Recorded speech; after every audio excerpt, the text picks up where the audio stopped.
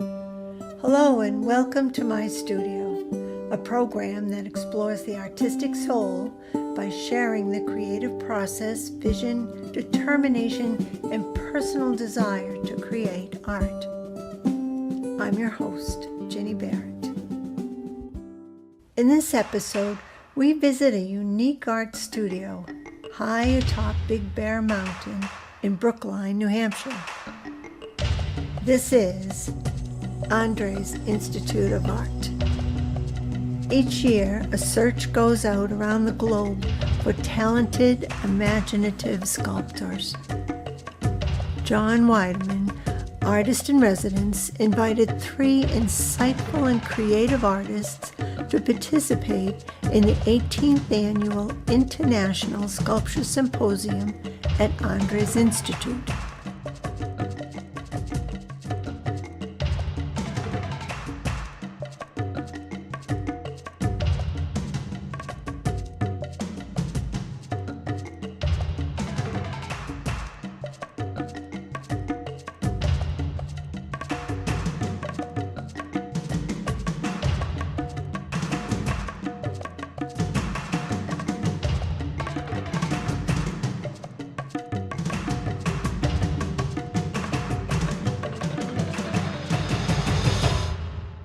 Well, the original concept was on the technology side. This was not, we had no real intent to service the public.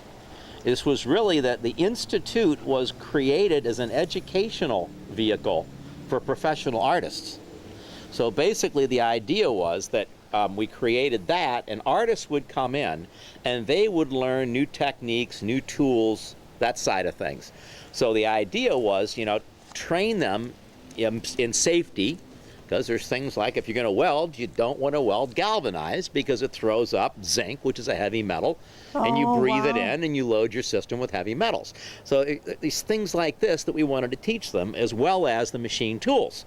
Having if you're going to work in metal, having a roll or a shear or something to drill it and tap it. And if you're going to work in stone, you can do it the Da Vinci way with a big hammer and a chisel, or you can do it with an air hammer and a chisel, or you can do it with a sandblaster, or you can do it with, he's developed some supersonic rocket engines, basically handheld, and you direct the output of the venturi at the stone, and it ablates the stone. It causes the intrinsic moisture in the stone to explode, and it flakes off the granite in these little chips. So we wanted to show these things to artists, and that was the reason to create the studio, was to have a place where we could put all this equipment, all this machinery. And part of it was great. Well, if we do this, we're going a lot of people are throwing away big pieces of machinery because nobody can run them anymore. Yeah. You don't have the machinists available that understand these things. True. Well, an artist, there's one thing about running it for production. We are trying to make parts. In that case, you buy a computer numerical control machine, program it once, push the button, and it kicks it out. An artist is doing one-off, so they're more than willing to sit there and play with an older piece of machinery. So that was part of our thing, was, get some of this older machinery that John and I love. I'm an engineer, but I worked my way through college as a machinist and a welder and a pipe fitter and all that. So that was kind of the idea. Increase the state of technology in the arts by teaching artists, professional artists, to utilize the technology. And as part of that, we started the symposium as a learning and a teaching tool. And suddenly we had works of art that spun off the symposium. So then it was, well, let's put them around and give the public access to them. So the sculpture park was kind of the tail that's now wagging the dog. So now everything gets revolved around creating the symposiums and where the pieces go. But really, our purpose was out there where the artists are working, and the artists working on something different than they've done before. Carol's not worked in metal before. No. So she's learning to weld, she's learning to cut. She's got the plasma cutter, and she's cutting out, thick plates of Core 10 steel. The gentleman, Eric, from Sweden, he's worked mostly in wood. Now he's implementing his wood carvings in granite. A little different. Oh, And then Dominica, yeah, she has worked in stone, but not so much in granite. So she's getting a chance to implement things in a different media too. And that was the whole, that's why it's called an institute. The Andres Institute of Art, because it was meant to be a teaching. That's why we're a 501c3. We're an educational institution. Oh, indeed. So, and the sculpture part just happened. So. Well, giving this to the community, you know, it's truly a gift. And we were talking to the artists earlier, and really, they're leaving treasures or little messages behind, you know, and being their international experience, you know, spreading their word or their vision around the planet. Yeah. And this is one stop on that journey around the planet that people don't really appreciate that's out here. And we hope to talk more about Andres Institute, not only the Sculpture Symposium, but you also, speaking about being a teaching facility. I know you had the poured iron molding, the iron melting, and do some other teaching opportunities here. Well, that's more and the public. They have you have the institute space, which is more of a private, you know, art for artists, and then you have the public space. And of course, the symposium, we let the public come in to see what's happening, so they can get a feel for, you know, how the art's created. But this year I donated the Big Bear Lodge at the bottom, which is a 12,000 square foot building. A beautiful facility. And they're, you know, basically they want to run classes there, and those will be classes for the public. And what we're working with is different artists that want to be instructors, or in some cases are instructors, and letting them utilize the space to run classes for what they do. Whether it's painting or pottery or you know, there's a fairy house thing where they create these cute little things, and that's more of a family thing. You know, you bring the kids out and you get art. I would like to see them kind of implement that, and my suggestion was set it up as an ongoing art for kids program. So it's an after-school program, it's a weekend program, but there's some consistency here. So the parents can count on when this class in, you know, figure painting is done, there'll be another class starting in pottery. So there's no missing things, and parents can plan on having a place they can park their kids after school. You know, it seems to be needed in a community like this, because we're really a bedroom community of people that are working in towards Boston. So you have two parents working and commuting. You know, it's good to have a place to park the kids after school. No, you park the children, but give them an opportunity to be creative, use their imagination, get them learning a different technology, and not just some computer. Well, a different means of communication. Yes. It's art is more than a technology. Art was our most basic means of communication. If you take a look at, you know, my theory is that what we ran out of the ability to evolve internally. In other words, we utilize 100% of our brain capacity. There's no stuff, you only use 90% or 10% is crazy. You use 100% of your brain capacity or it wouldn't be there. And in fact, as we evolved, we gave up part of our brains to utilize for other things. We gave up our olfactory sense. We cannot smell as accurately as a dog, but we can see a lot better. And then we developed a frontal cortex. At some point, we couldn't do that anymore. We had to go outside. I call it extra genome evolution. At that point, we utilized a new technology, which was communications. I could strap your brain and my brain together by initially art. And I'd say, well, I can't catch that gazelle. It's faster than I am, but if you'll stand right here with this rock, I'm going to chase it around. When it runs past you, hit it in the head, and we're both eating tonight. So, and that's your cave paintings, you know, are the hunt. To me, those were basically communicating between you and I what we were going to do to get dinner tonight, right? And the people that could do that communications were, you know, stronger evolutionary because they got fed. Right? So if we take a look, art is our most basic form of communication, and it still is, because right now we use it to communicate more ideals and emotions, and you try to elicit a response, and that response can be, you know, wow, I like it, or that's crap. Either way, and that's what we're trying to do here. The artists all come with their concept. John doesn't lay a lot of requirements on them as to what they're doing, other than it has to be innovative. It has to be something that they're learning something, and it's got to be done in 3 weeks. Yeah.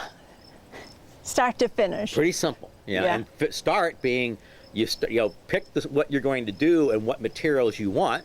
There's a pile of rocks. Pick one. To finish, it's installed. It's connected to other pieces by trails. What a challenge. What a Especially challenge. with these monumental pieces. I mean, that one there, Tears for Wells Fargo, that was a 2-week project.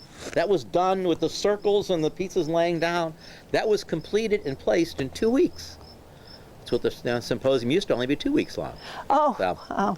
Yeah. Wow. Well, it's wonderful to have patrons for the arts that feel as passionately as you do about presenting it and communicating to the community the message of creativity, stepping out, the history of talking and communicating.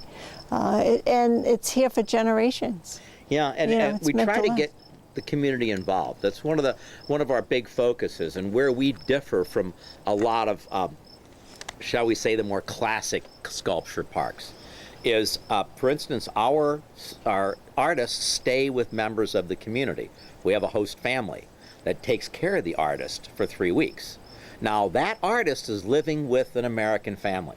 They're eating our food, they're seeing what goes on, they're probably getting exposed to our television and all the rest of the crap that goes along with it. But effectively, they go back home with an understanding a little bit of what an American does, lives by. And likewise, the family, their kids get exposed to what a European or an Asian it gets. And it's this mutual connection that we need more of in the world.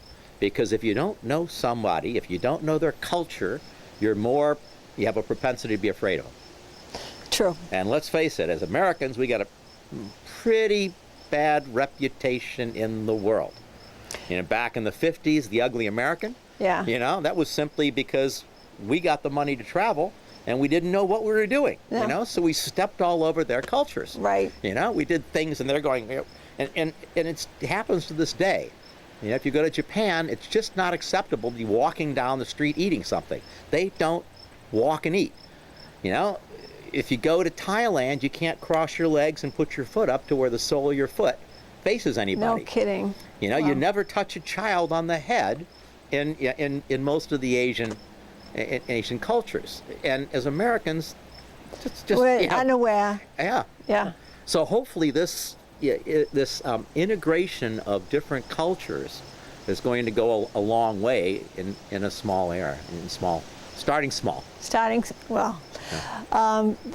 Every one of the artists that we talked to today, that we interviewed, spoke to, they all mentioned the community and the American people and how they were welcomed, and they all came away with a new view of, so the integration that you're trying to accomplish, I think, is definitely one thing that each artist is going home with. Yeah, it's working. Yeah, it's working. Your master plan is working.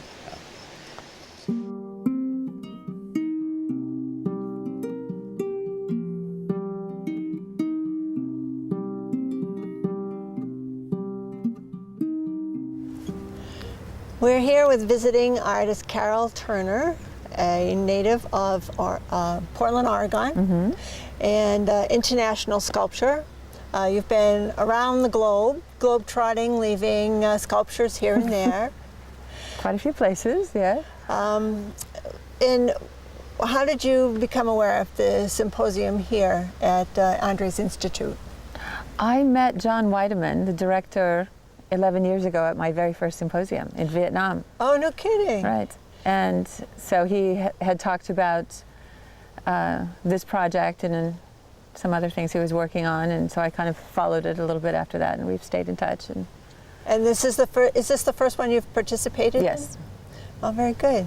I noticed in looking at your website, Carol with an E, Turner.com. Thank you. Your forms and figures.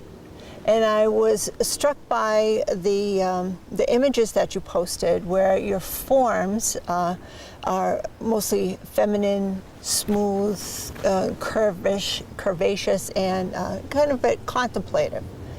And then your forms having more texture or geometry and that. Is that a conscious effort, or is that just what comes out as being an artist? It was not a conscious effort, but my forms, I've always made those, the figures, very fat. I like to make rolls, and I started out working in bronze. So it was clay to bronze, so it worked very well with that.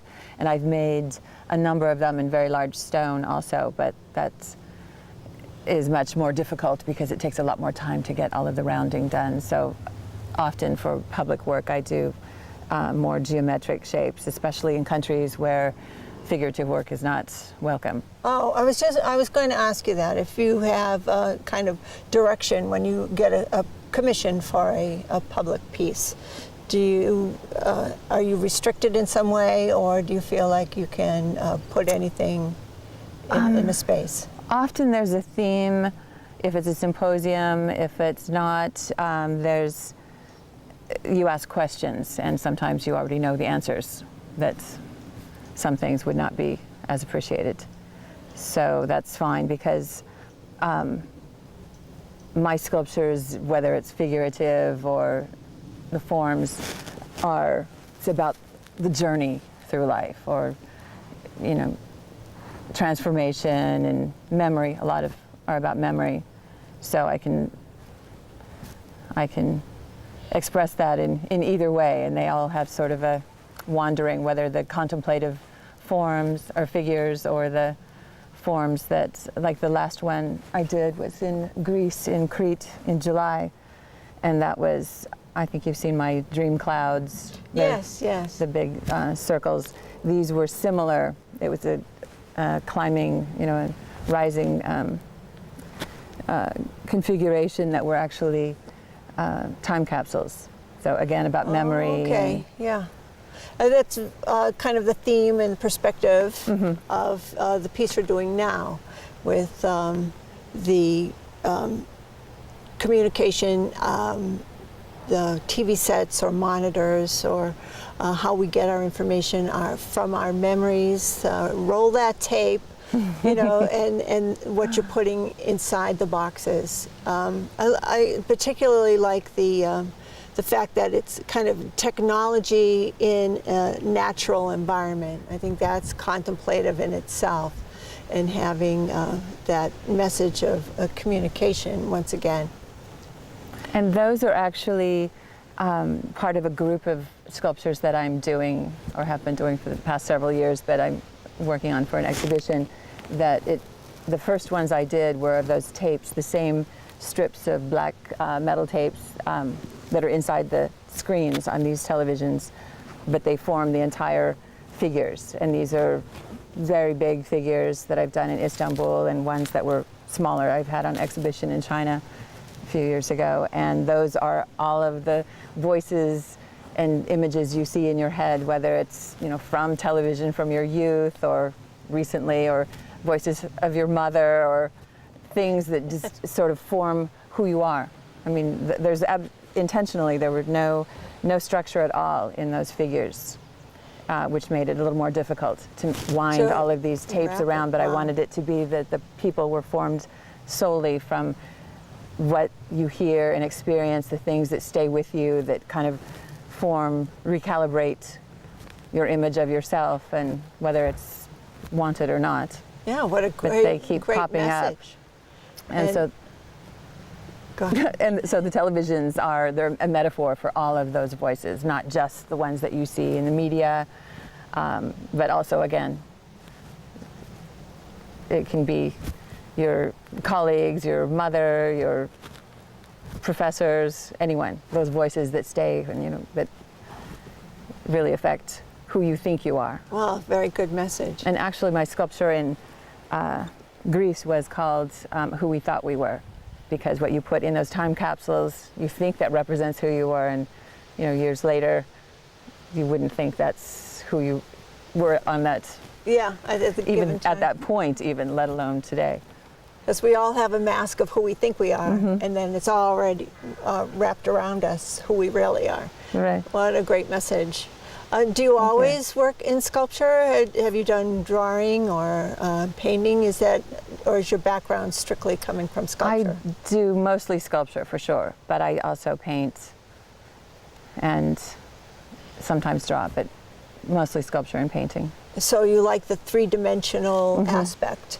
We were talking earlier about how every side of three-dimensional has to have a cohesive message Mm-hmm. all around the piece. A definite challenge you don't have with two-dimensional drawing or painting. True, but I always tried to make my paintings look three-dimensional. So it's much easier to just start in sculpture. I make my sketches in small clay, so to try to get that feeling, that message all the way around. Easier. And balance. I've seen examples on your website of your towers, like the piece you're making here, where they're all kind of like almost tipping over, and that anticipation or anxiety that you have, you see that tension in your piece, and yet it's perfectly balanced. And it writes itself, or it's again, the journey. So that's an intentional piece of your work and Yes. part of your theme. Yes. Is the journey from the bottom to the top, or just the journey of being secure? I've made a series of passages that were really about a journey. So the theme kind of flows through other works of mine also, but doors representing decisions you make, how they yes. affect your life, how if you had done this, if you had done that, and that's the same type of thing when it goes up, like things that happen, or in this case, that you hear or see that alters your... The doors you speak of, those are the ones that kind of nest among themselves. Yes. Mm-hmm. I saw that as you turn, as the viewer participates in that sculpture, the view is kind of framed, and everybody has a different view Right. through the same portal, if you will. I think that's a clear message, I think, to most of your people. What did you see about the site where you're going to put your piece today? This week. Why did you pick the particular site? Did it have some kind of a special meaning, or did you let someone select the site? I for your work? selected it, but we had certain areas that we were encouraged to choose amongst. And I liked the sculptures that were near it. I liked the site that I chose. I needed something elevated a little bit to be able to look up, because I didn't want to make a big base on it. But I don't want the smallest television to be too close to the ground. So, and it's sort of nestled in the trees a little bit. It goes back maybe 15 feet. So I liked that. And what new technology have you learned? Andre's Institute really promotes taking artists out of a comfort zone, teaching them some new techniques. Where you've worked with metal before, what did you learn this time that you'll take away? I have worked with metal that has been laser cut before, and this time I plasma cut more than 50 pieces. So I learned how to use a plasma cutter. So Now, that's all by hand. Yeah, yeah. And your bandsaw. And there's cutting. a huge bandsaw there. I've used a bandsaw before, but this is gigantic. And yes, I was very careful. I had wood between me and that all along, in case my mother saw photos. There's your tape wrapping around. Do you want to lose a finger? That and welding, because I've tack welded with a MIG before. But Okay. So I've used the MIG here, but also the stick welding, which is very difficult for me to do. So I have not mastered that by any means. Can you explain the difference between the MIG welding and stick welding? And TIG welding, no, I can't. Unfortunately, I get them all confused, but I know there's the gas, and there's this, you have an actual stick I wish I knew what it's called, clamped to this, and you have to strike it, and it's very tricky to get at least this machine. It's a little more difficult than another one that I've used very momentarily. Picked a very ambitious project to learn how to weld on, And- with all those boxes. Yeah. And grinding down the weld to make it all smooth. All the pieces, and I'm having help also. There are people there to weld and to grind, so that's really going to be a big help because very it's good. called 7. I cannot make it 4 boxes. They have to be all 7. All 7 TVs have to be there.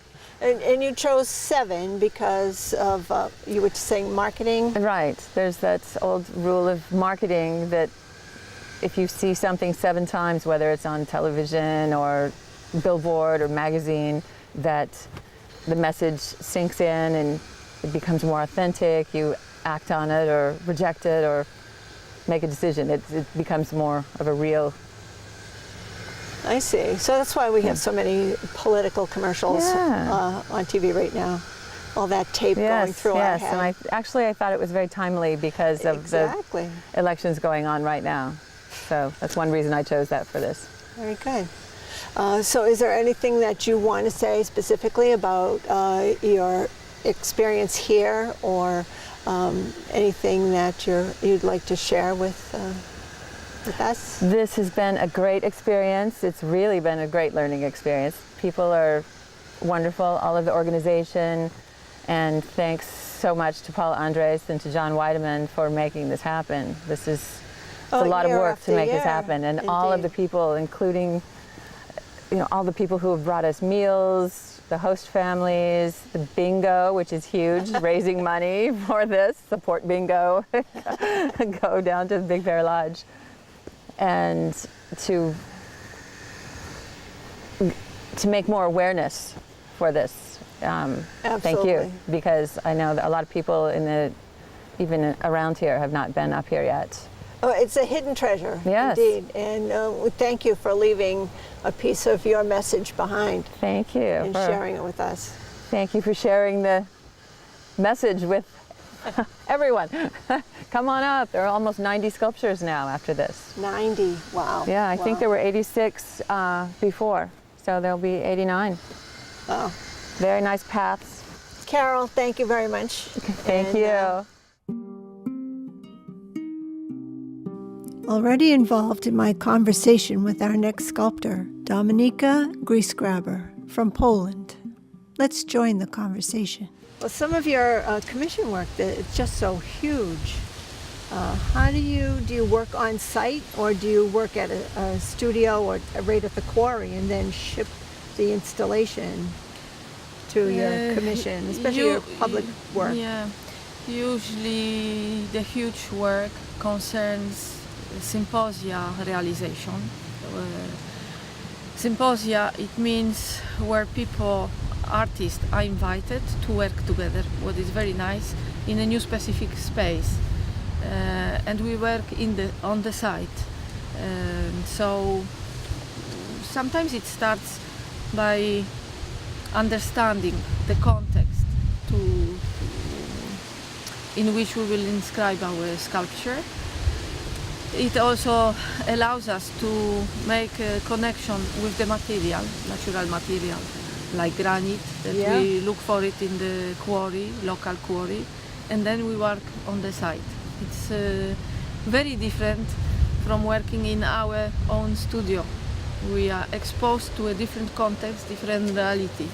So that's exciting for you. It's very exciting. It's I think quite new model in a contemporary time for many artists, mainly sculptors, because I don't know this kind of symposia for painters. Sometimes they are, but for sculpture it's very challenging, and many sculptors today appreciate this possibility.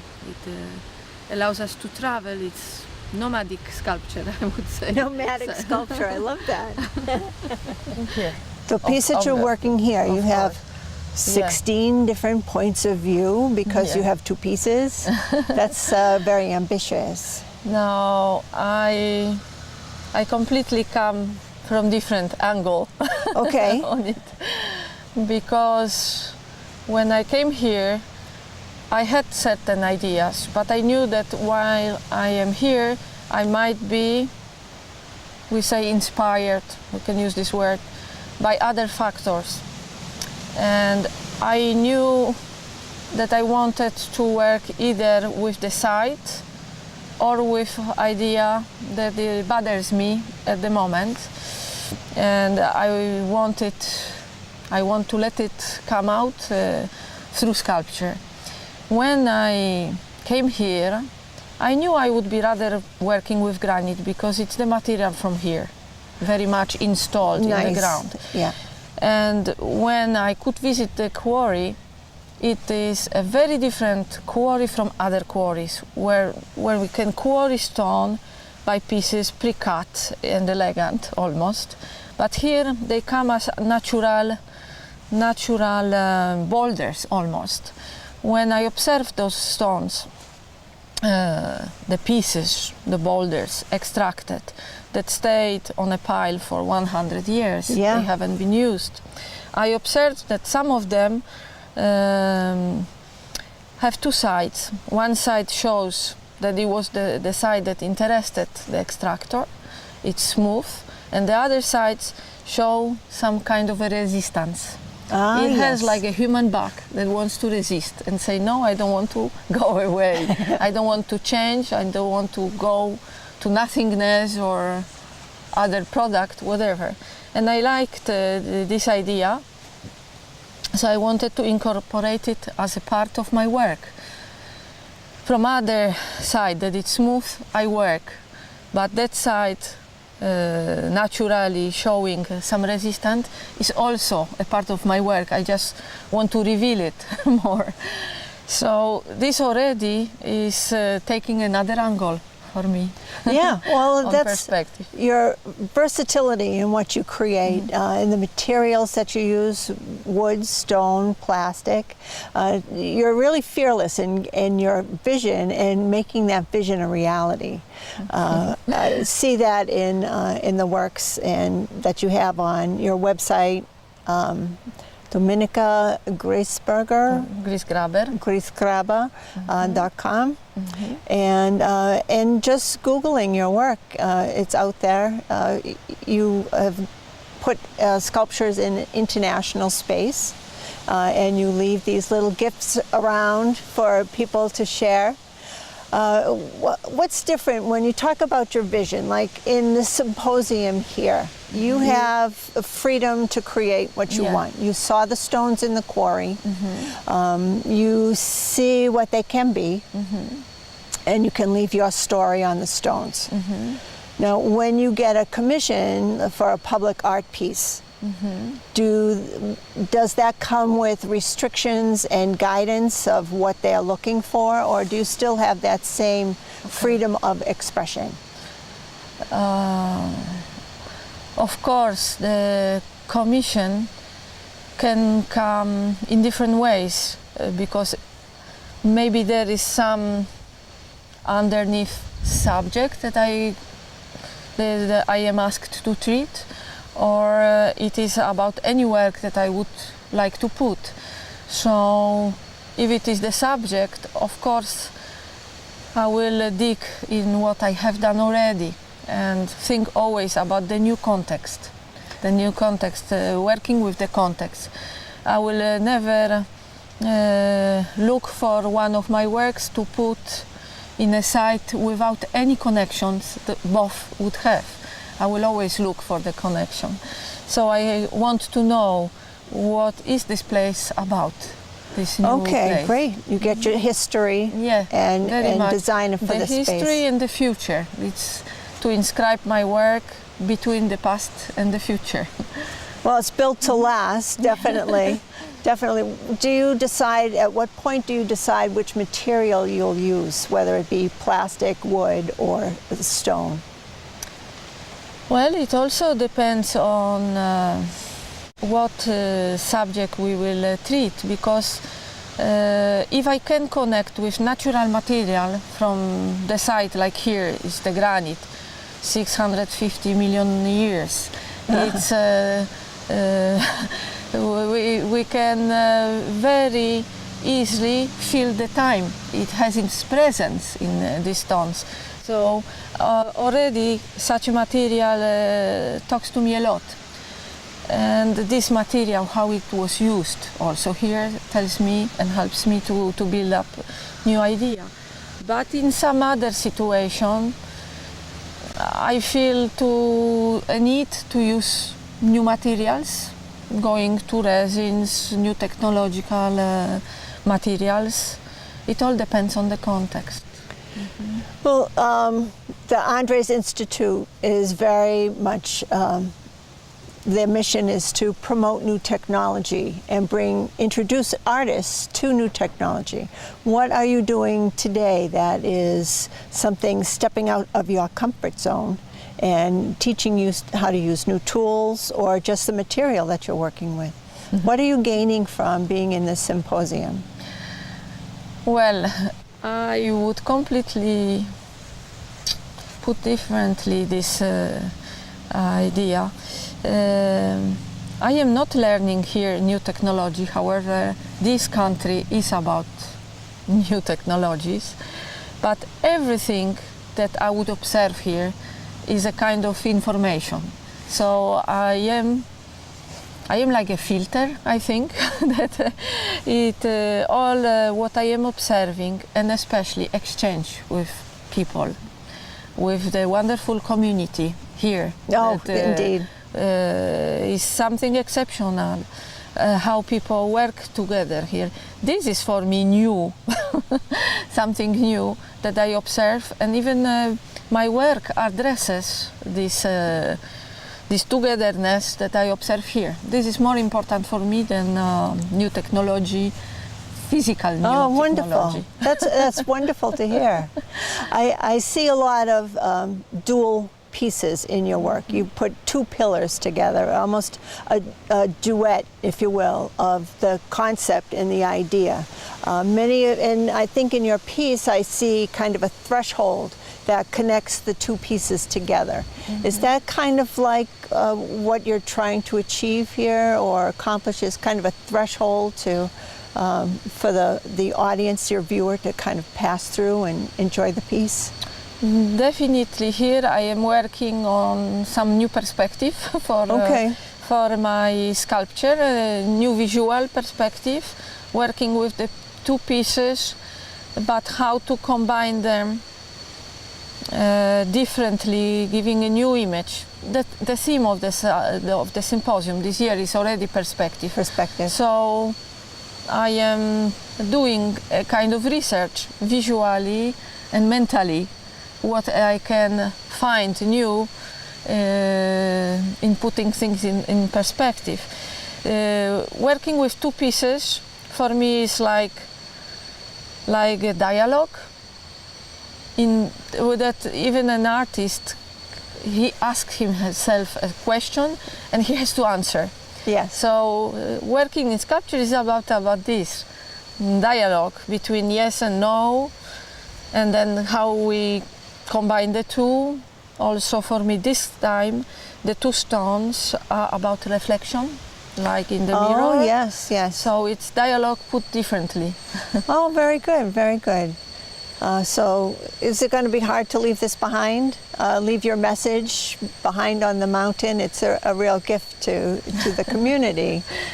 Thank you for saying this. For me it's a privilege to have this possibility to be here and work and leave my piece. I love this idea that I would leave my pieces in different places. It's my presence in this place and my vision, my perspective on anything. Very good, very good. Dominika, thank you for your time. I know you have to get back to work. And on behalf of the people here in Brookline and the Symposium, thank you so much for sharing your talent and your skills. Thank you very much. I am very impressed with what I see here. Oh, very good. Thank you. And feel. Thank you.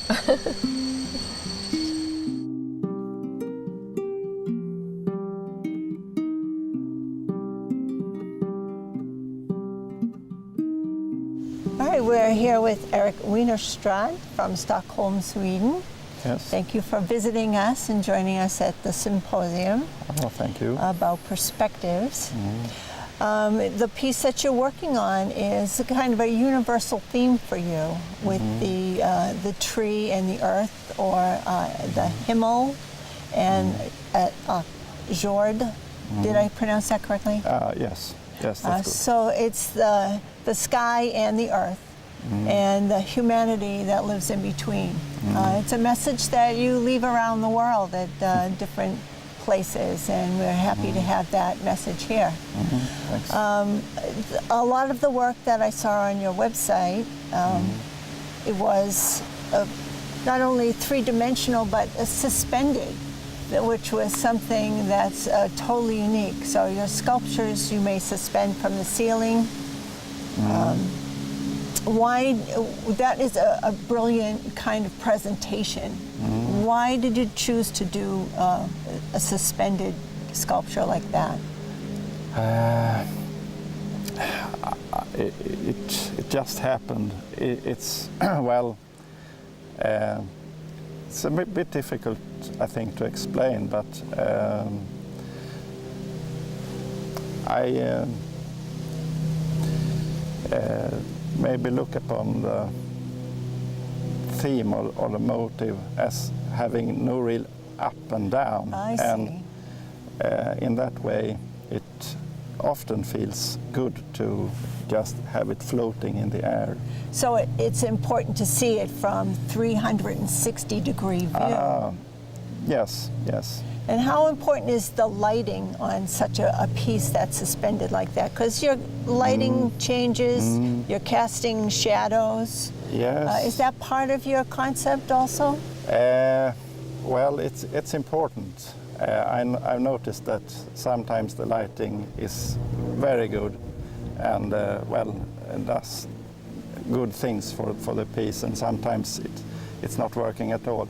It depends a little of what kind of situation you are in, if they have the good equipment or haven't good equipment. So I try to work it out, and it takes a certain amount of time to get it right. Oh, sure. So- And the viewing is spatial. It's kind of like the space that the piece is in, and then the space that the viewer is in as well.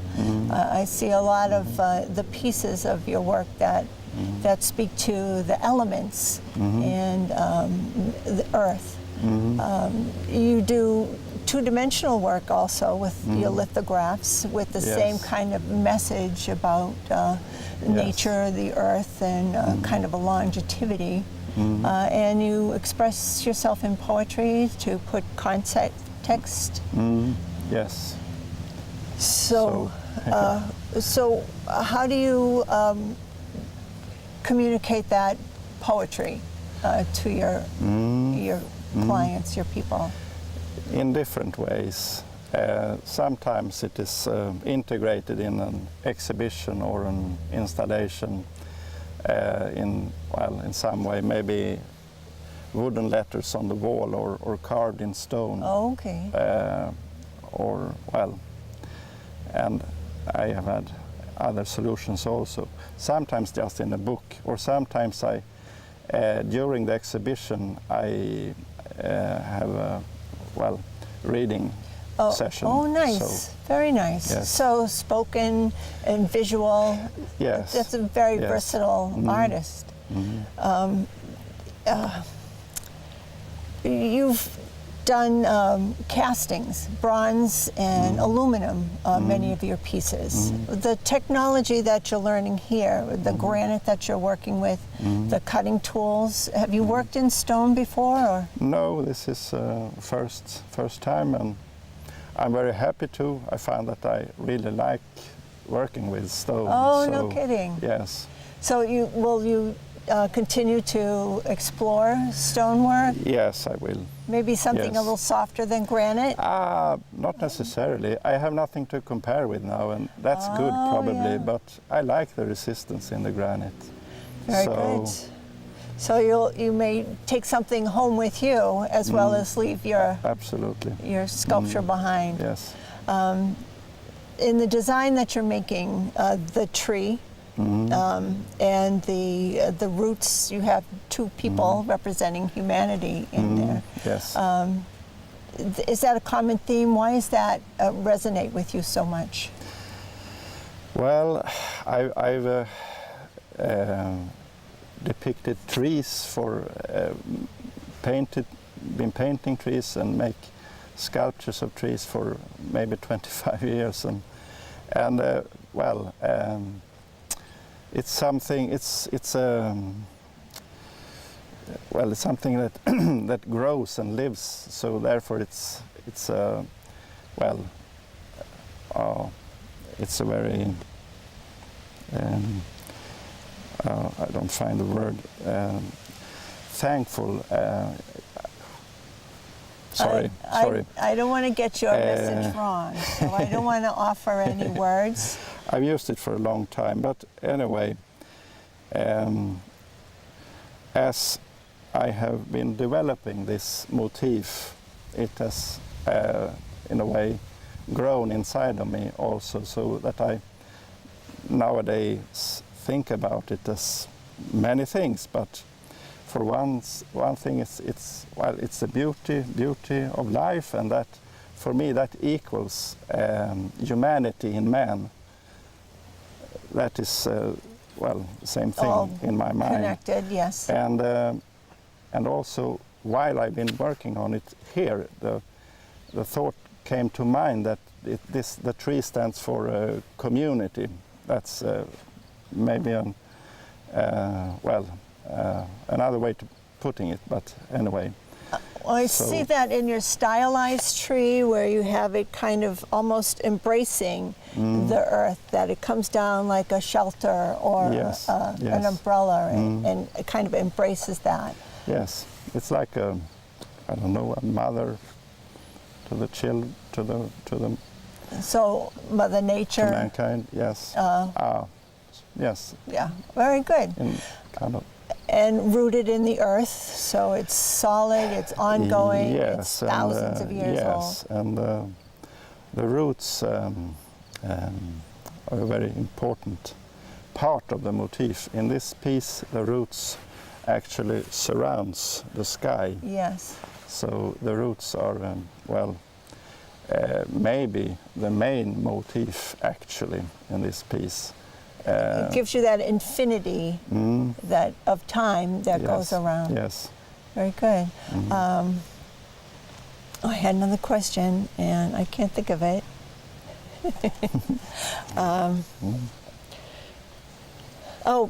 Your sculpture gravitation. So again, another element of nature. Yes. And I see that in your lithographs. So I love the fact that your motif that you're making now with the tree and the earth is going to be nestled here in the forest at Andres Institute, among the trees in the forest. Is that one reason why you chose that motif, or is that your message that you're spreading around the world? Maybe it seemed appropriate, but it's also something that I found representative for what I'm doing. So that was maybe the most important thing for me to choose this motif, I think. Very good. So, very good. Oh. So you're grinding away at your rock, you're chipping away, learning new technology. Yes. Far different from pouring bronze or aluminum. And this certainly won't be suspended from anything.